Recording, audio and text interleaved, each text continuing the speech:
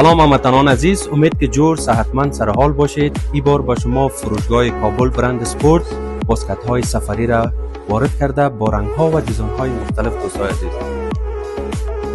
ببینید دوستان چه خوب یک رنگ نسواری داره، رنگ سیاه مات و رنگ سیاه جلادار، یعنی انواع و اقسام رنگ ها را داره. دوستان عزیز و خوبی از یا چیز دوستان در وقت سفر میتونین از این قسم استفاده کنین. پاور بانک پیشتون باشه میتونین در اینجا بجا کنین، موبایلتون، هر نوع اسنادتون.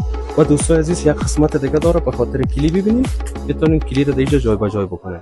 این قسمت کلی بند داره دوستان عزیز، کلی مانده میشه، یعنی هر نوع اسناد، هر نوع وسایل که همراهتون باشه میتونین در این نگهداری بکنین.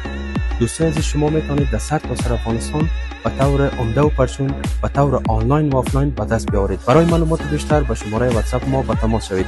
کیفیت از ما، رضایت شما اصول کار ماست. یک چیز مهم دوستان عزیز یادمون نره که از کمپانی پولو است. در وقت خرید به نشان پولو دقت کنید.